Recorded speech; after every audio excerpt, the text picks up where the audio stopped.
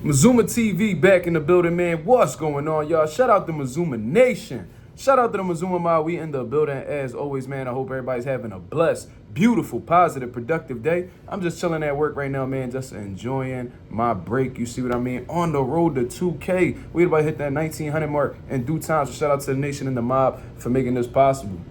It has been confirmed, y'all. It's been confirmed. Turki Alalshikh is out here snapping, man. You see what I mean? If y'all guys don't know what I'm talking about, they just released, the official press conference to make sure that all these fights are official. Is going down August 3rd, man, with Terence Crawford, the pound-for-pound #1 fighter in the sport right now. In my honest opinion, the best fighter in the sport right now, a generational talent, is going to be stepping up to the 154-pound division to take on the WBA super welterweight champion of the world right now, MarkMazuma, who is no joke.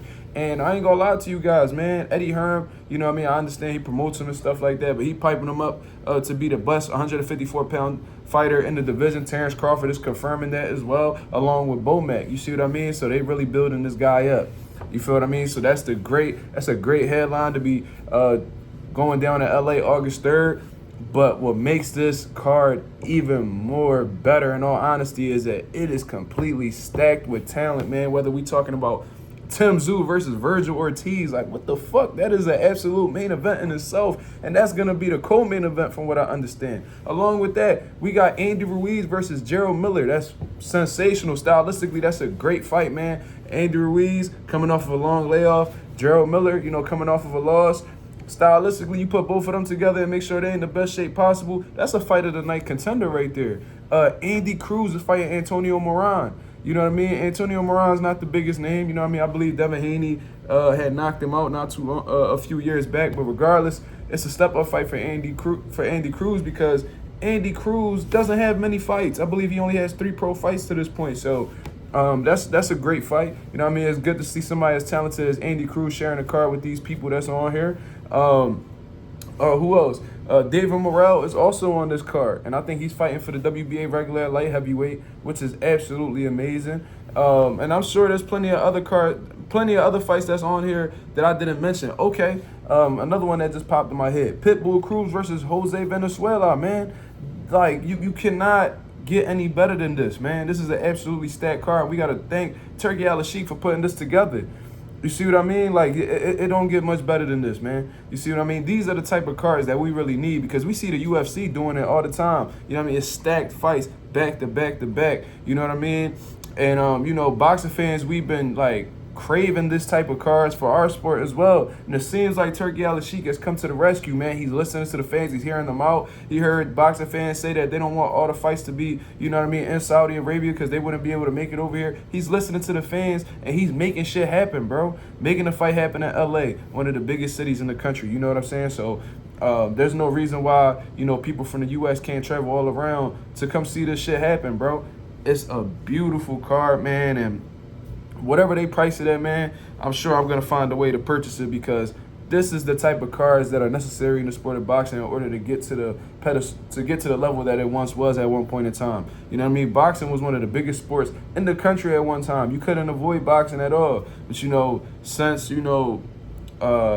fights have slowed down, it's been harder to make fights and boxers turn businessmen and shit like that. It seems like boxing has been on the decline and other sports has taken it over, like basketball, football, baseball, and shit like that. So, you know what I mean? It's great to see somebody like Turki Alalshikh who has a big bag, willing to put his money where his mouth is and, willing to work with anybody. That's a huge thing as well because we see people that have a lot of money and could possibly make some big money fights happen, but they refuse to work with other individuals. Turki Alalshikh, straight to the business, man. He's shown that he could work with PBC most recently, which a lot of people were not too sure if Al Heyman was going to involve himself with Turki, but he's shown that he's capable of working with Al Heyman at PBC. He's working with Top Rank. He's working with Matchroom. He's working with Queensberry.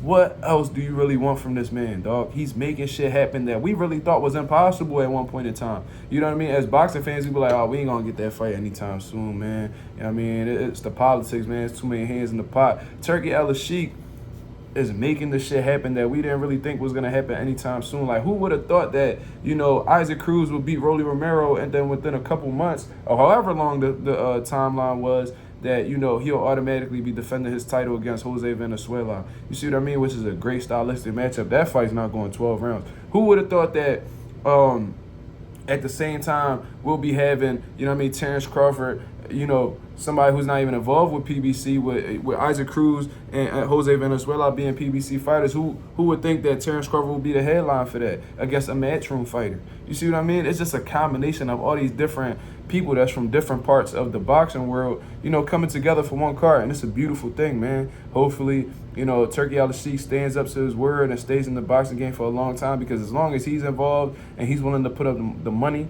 we're going to see a lot of breaking shit happening in the sport of boxing, and I'm here for it. You see what I mean? I'm definitely here for it, man. It's been a long time coming. I've been extremely patient as a boxing fan, and this is the most optimistic I've been as a boxing fan in a very long time, man. I'm sure there was other fights mentioned on the card that I completely forgot to this point. You know what I mean? I don't have no notes in front of me or anything like that, but, you know, I'm making it clear. We got Terence Crawford versus Israel Madrimov. We got Andy Cruz versus Antonio Moran. We got Andy Ruiz versus Gerald Miller. We got David Morrell. I can't pronounce his opponent's name, but regardless, you get the point. You know what I mean? Then we got Pitbull Cruz versus Jose Venezuela. Come on, man. Come on, man. Who could really talk shit about this card? Who could really go against this card? Who could really criticize what Turki Alalshikh is doing right now?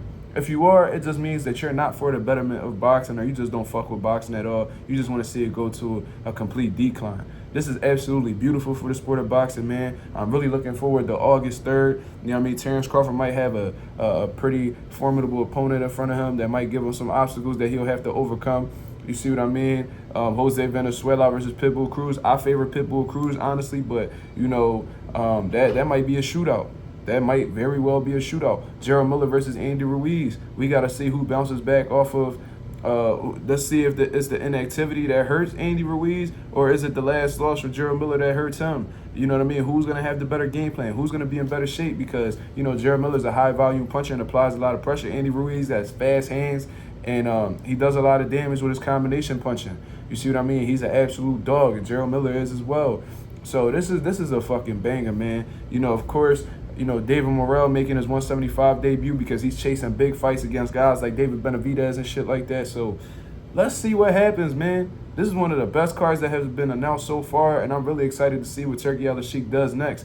Is that just going to be a one and done in the States, or is he going to consistently make fights in the States? Because if he does, man, this man is going to take over boxing within a small amount of time, just based off of the groundbreaking shit that he's doing right now. He's doing shit that boxing fans really thought was impossible at one point in time, including myself.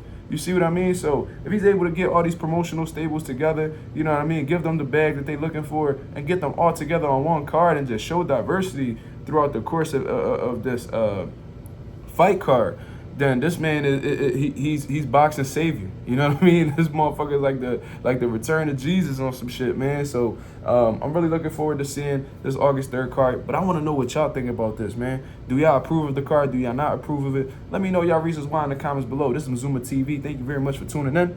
I'm out of here, man. Peace.